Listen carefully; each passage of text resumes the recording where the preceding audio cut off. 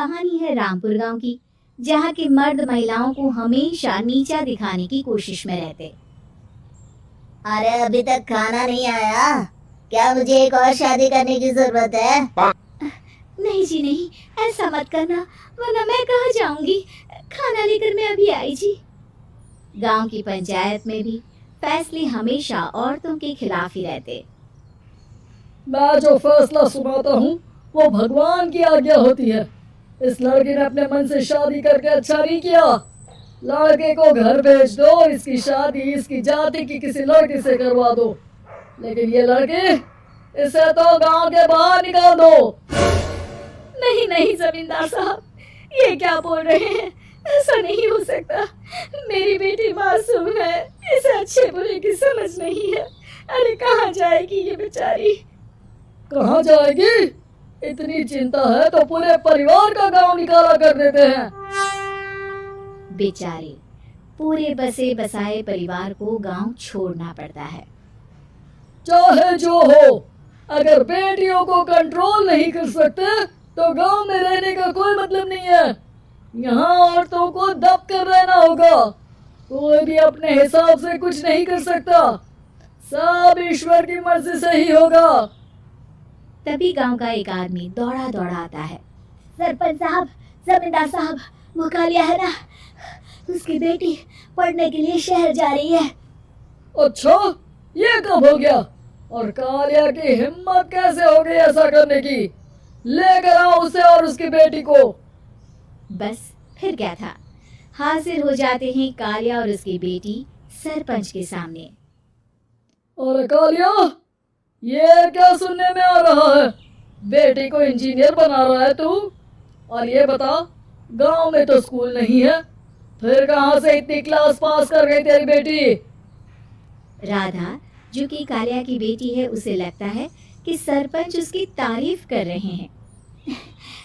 सरपंच जी, मैंने ऑनलाइन पढ़ाई की है, डिस्टेंस लर्निंग से। सभी में मैंने अच्छे नंबर पाए हैं, जिसे देखते हुए शहर की इंजीनियरिंग कॉलेज में मुझे स्कॉलरशिप मिली है।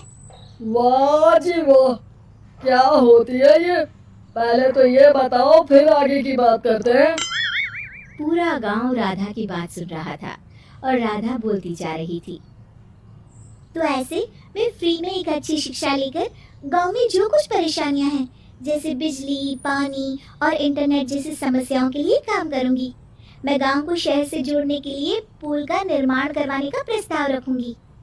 मुझे पूरी उम्मीद है कि जल्द ही हमारा गांव भी तरक्की की राह पर चल पड़ेगा। राधा की बात सुनकर सारे गांव वाले ताली बजाने लगते हैं। सरपंच को समझ नहीं आता कि वो क्या करे। चुप रह नादान लड़की, गांव के खिलाफ जाने के लिए तुझे गांव से बेदखल कर दिया जाएगा, वो भी पूरे परिवार के साथ। और हाँ, अगर ठीक से गांव में रहना चाहती है तो ये पढ़ाई लिखाई छोड़ दे। हम तेरे लिए गांव का कोई होनहार लड़का देखेंगे। तभी गांव का एक आदमी बोल पड़ता है। अरे नहीं नहीं सरपंच जी, राधा बिटिया जो बता रही है, अगर वैसा हो जाए तो हम लोगों को पैसा कमाने के लिए बाहर नहीं जाना पड़ेगा। हाँ जी, और ना ही कोसों दूर पानी के लिए भटकना पड़ेगा। हमारे बच्चे भी अच्छी पढ़ाई कर सकेंगे और आगे बढ़ेंगे, ना कि हमारी तरह खेती करते बैठेंगे। क्यों गांव वालों, राधा बिटिया का साथ देना चाहिए ना। सरपंच देखता है कि गांव राधा के साथ है तो वो चुप हो जाता है। वो घर आकर अपने सलाहकार से बात करता है, जो बहुत ही चालाक किस्म का इंसान होता है। अरे सरपंच साहब, आपको बहुत ही होशियारी से काम लेना पड़ेगा। एक बार गांव तरक्की कर गया, यहाँ के बालक पढ़ लिए तो कोई ना पूछेगा आपको। और फिर ये जो बेटा और बेटी है ना आपके, इनको भी आम लोगों की तरह ही जीवन जीना होगा। हाँ, लेकिन करे तो क्या करे? वो ना आप मुझ पर छोड़ दीजिए, बस मैं जैसा बोलूं करते जाइए। अगले रोज सुबह जब गांव वाले सोकर उठते हैं तो राधा के घर के बाहर और साथ ही वो लोग जिन्होंने राधा का सपोर्ट किया था, उनके घर के आगे लाल रंग से कल आऊंगी लिखा होता है। कल आऊंगी, यह क्या होता है?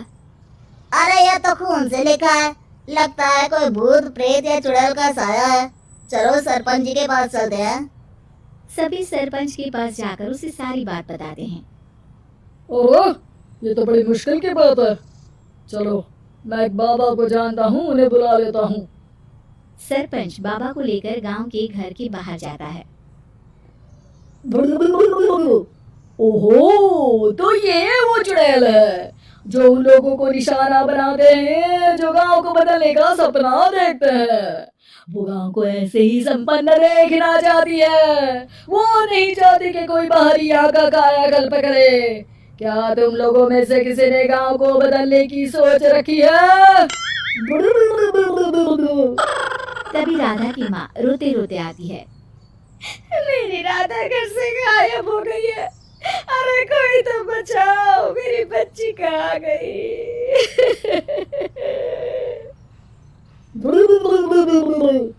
ले गई वो चुड़ैल, तेरी बच्ची को ले गई। अब वो उसे श्रापित करके छोड़ेगी, उस पर चुड़ैल का साया हो जाएगा। तभी बुरी सी हालत में राधा भी वहां आ जाती है।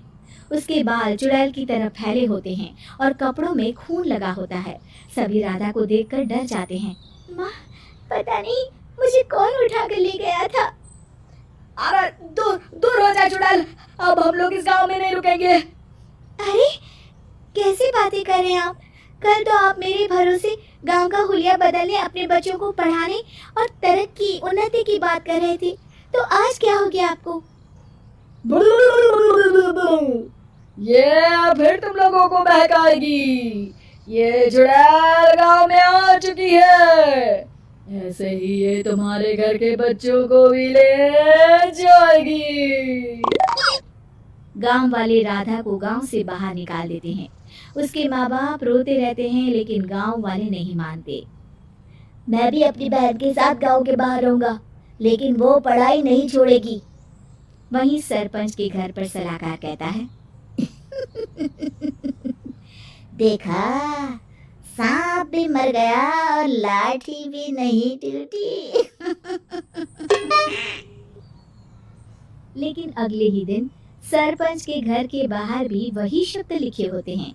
और फिर सरपंच की बीवी कहती है, हमारी बेटी को किसी ने अगवा कर लिया है। तभी राधा का भाई वहां आ जाता है।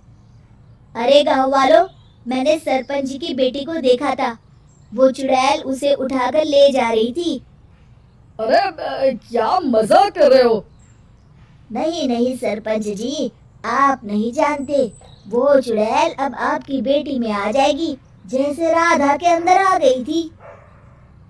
तभी सरपंच की बेटी वैसी ही हालत में वहां आती है जैसे राधा आई थी। पापा, पता नहीं कैसे मैं गायब हो गई थी। चुड़ैल, इसके अंदर भी चुड़ैल का साया है, मारो इसे। अरे नहीं नहीं, इसे भी राधा के पास गांव के बाहर ही भेज दो। अरे चुप रहो, मेरी बेटी कहीं नहीं जाएगी। और चुड़ैल वुड़ैल कुछ नहीं होता है। अरे कैसे बात कर रहे हो सरपंच जी? आप तो बोल रहे थे कि आपका फैसला भगवान का ज्ञान होता है, तो अपने पर बात आई तो अब आप ऐसे बोल रहे हैं। अरे ना ना ना, आपको अपनी बेटी को त्यागना ही होगा। अरे बुलाओ बाबा को। राधा का भाई बाबा को ले आता है, जिसे अब गांव वालों के डर के कारण सच बोलना पड़ता है। मैं कोई बाबा नहीं हूँ, मैं तो मोची था। ये सलाहकार महोदय ने मुझे कहा था एक्टिंग करने को। अब वो मुझे पैसे देने वाले हैं। अब मुझे माफ कर दो। गलती हो गई, मुझे माफ कर दो। तभी वहां राधा आ जाती है। देखा सरपंच जी, जब गांव के बच्चे साक्षर होंगे तो आप जैसे लोगों की चालाकी नहीं चलेगी।